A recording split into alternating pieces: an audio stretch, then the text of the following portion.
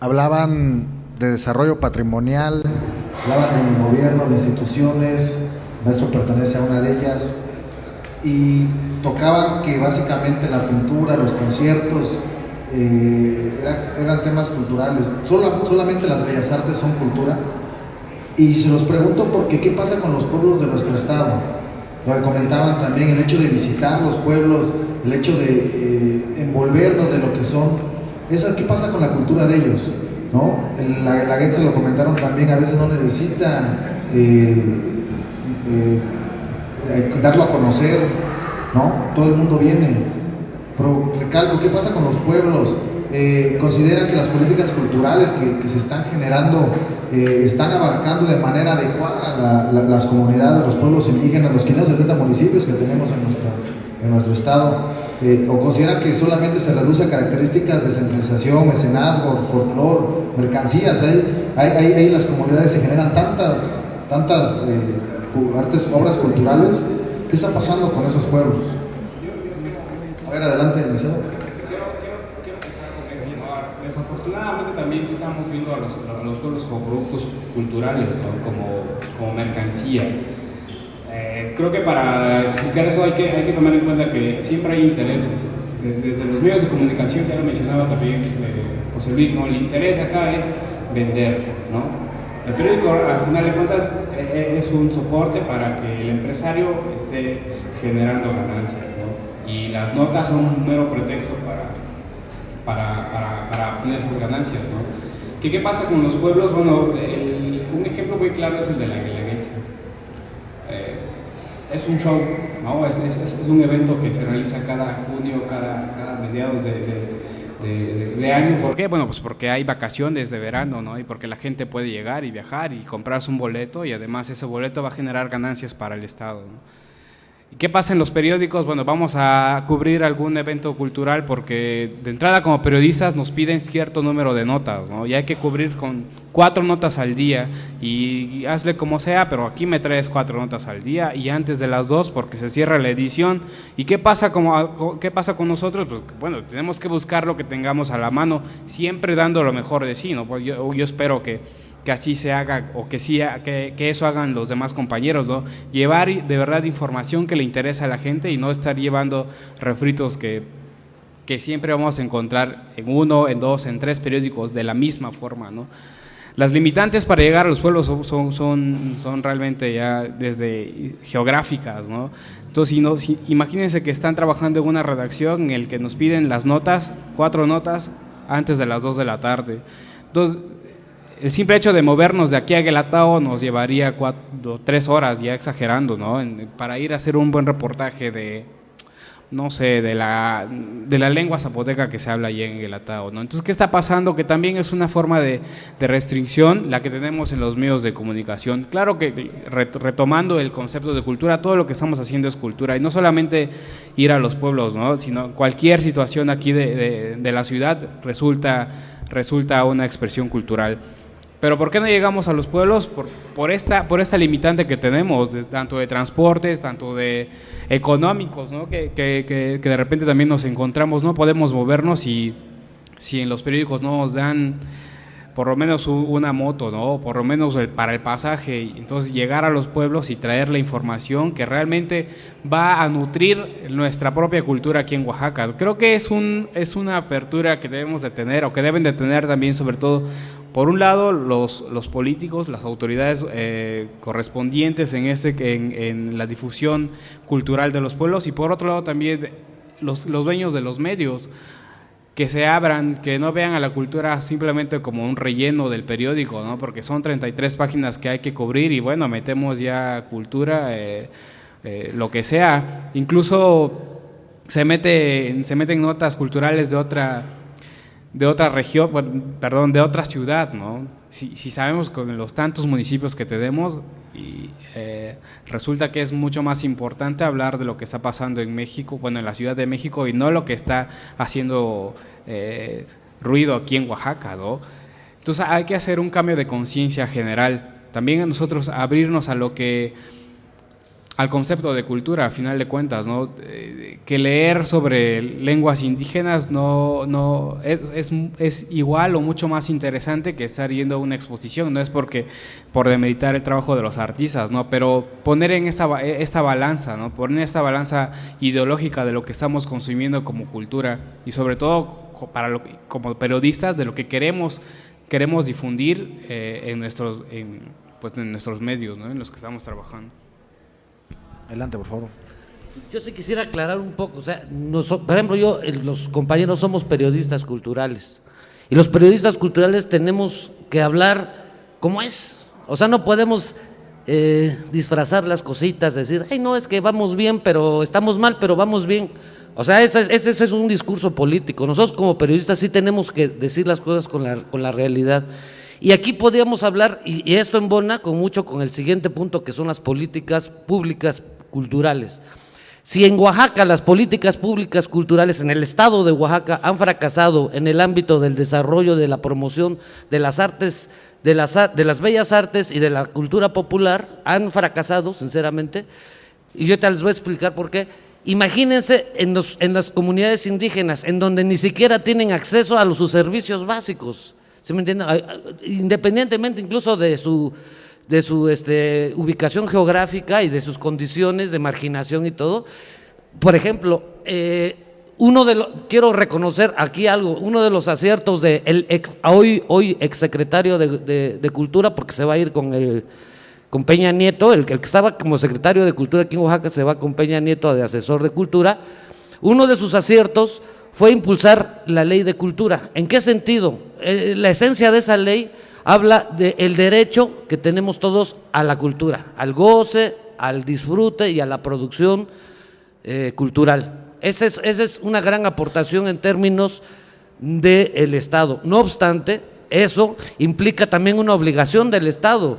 O sea, no es, ok, les doy permiso que hagan cultura. No nos están dando permiso que hagan cultura, nos están diciendo que tenemos el derecho de exigir el goce, disfrute y producción de la cultura, ¿no? En todas sus manifestaciones.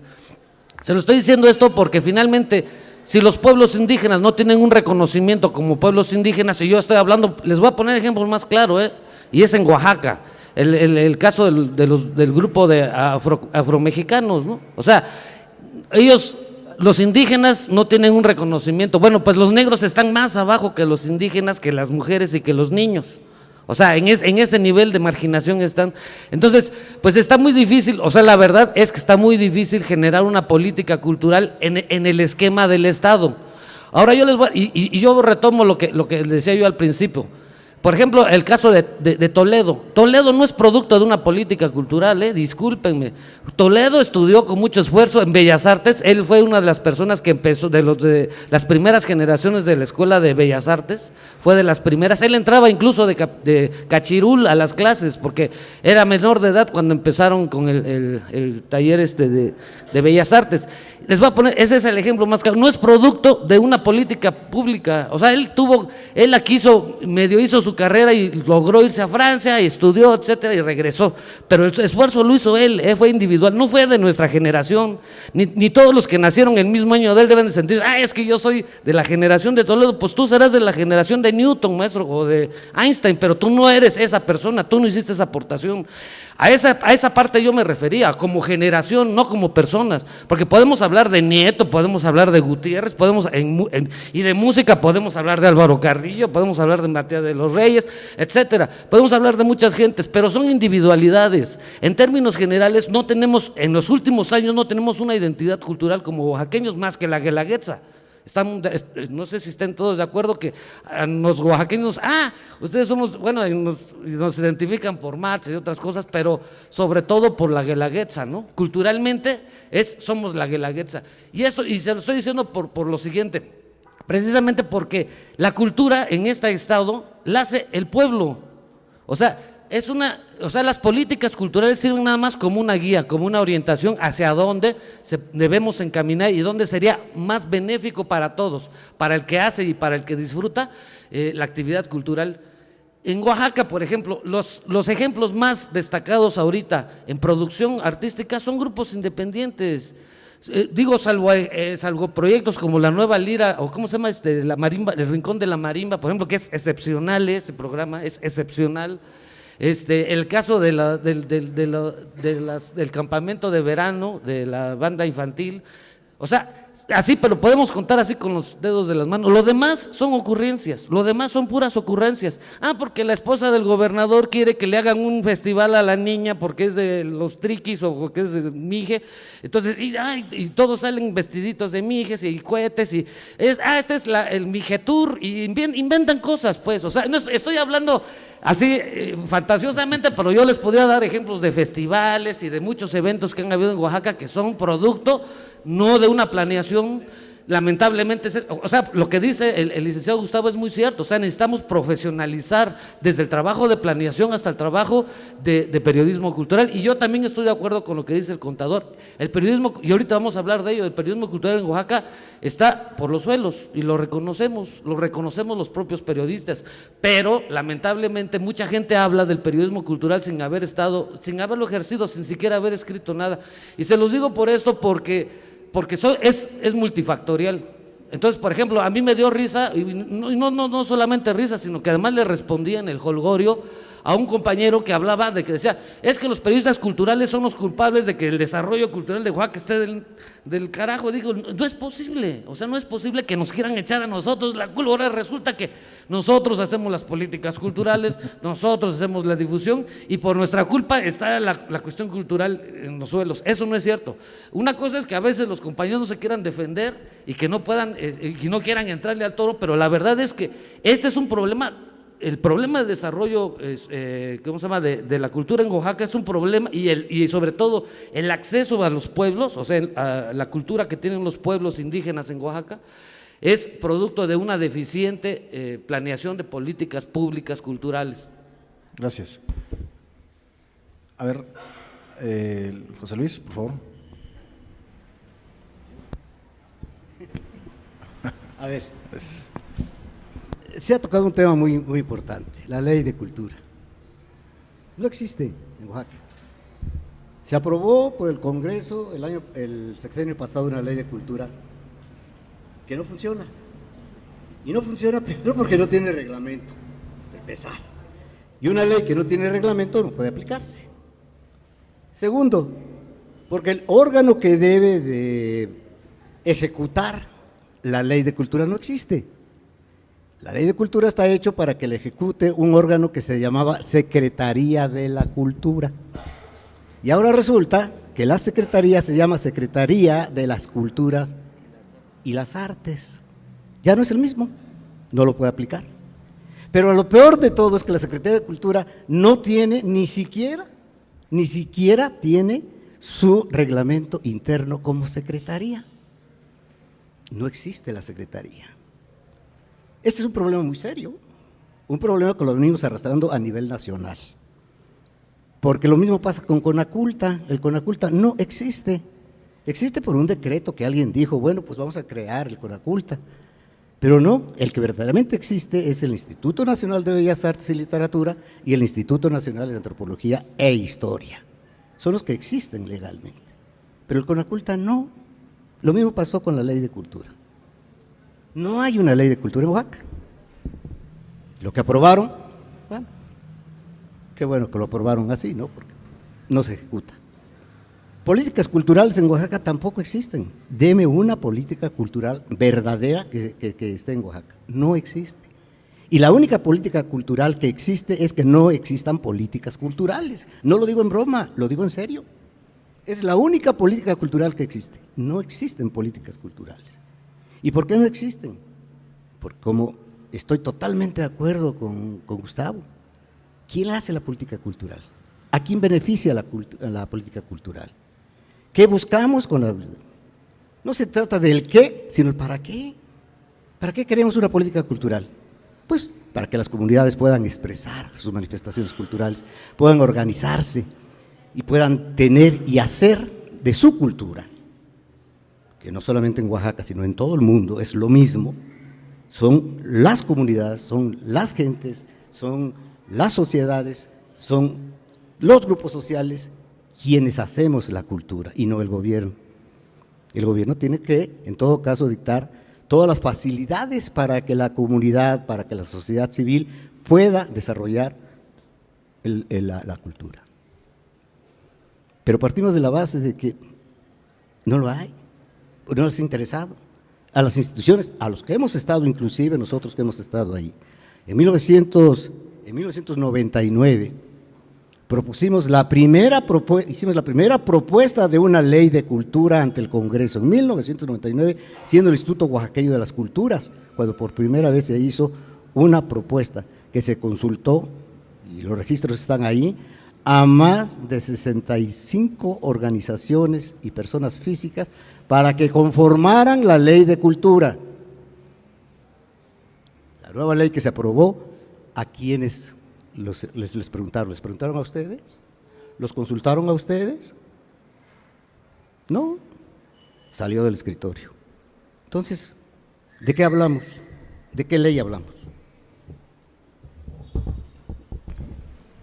José Luis. Bueno, yo quería retomar el aspecto de los pueblos indígenas. Yo creo que a veces entre esas condiciones geográficas de las que hablan, que nos hacen distantes de todas las poblaciones, a veces son muy afortunadas porque se mantienen el reflejo de su identidad y su cultura intacto, ¿no? Porque pareciera que si las tocan las dependencias de gobierno, las echan a perder. Hace poco, creo que fue en diciembre, cuando se suspendió el paso de las calendas en el Zócalo, porque el gobierno del estado tenía miedo de que le fueran a caer algún grupo, ¿no?, subversivo, y encadenó el Zócalo para que no pasara. Entonces eso desembocó en que se hiciera una reunión donde hablaron sobre las calendas. Llegó mucha gente a esa reunión para hablar sobre las calendas, mucha gente que tenía información muy valiosa sobre cuáles son los elementos que debe acompañar a la calenda, y se pusieron muchos puntos sobre la mesa. Pero por ahí salió algo muy descabellado desde mi punto de vista, que fue que la gente que organizara una calenda debería pedir el apoyo del gobierno para solventar los gastos de una calenda.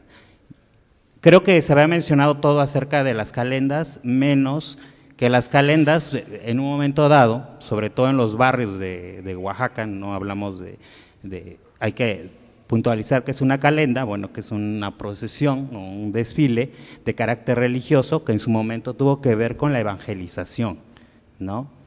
Y de qué se componen y los elementos y a qué responden. Actualmente la calenda se ocupa para muchas cosas, se ocupa precisamente como una palabra que he escuchado repetir incesantemente durante este año, y que parece que no hay otra palabra u otro concepto para la Secretaría de Turismo, que es el de producto turístico. Entonces se va modificando eso, pero las calendas responden principalmente a la fe. Yo les dije que no era necesario que se pidieran apoyos al gobierno del estado, porque las calendas de carácter netamente religioso, siempre hay alguien que solventa los gastos o encuentran formas, tienen dinámicas, mecanismos que funcionan al interior de los barrios, de las iglesias, incluso los mismos sacerdotes, para encontrar los recursos. Pedir recursos al gobierno del estado para hacer una calenda, pues vendría también a transformar el sentido de las calendas, y sin embargo se hace actualmente.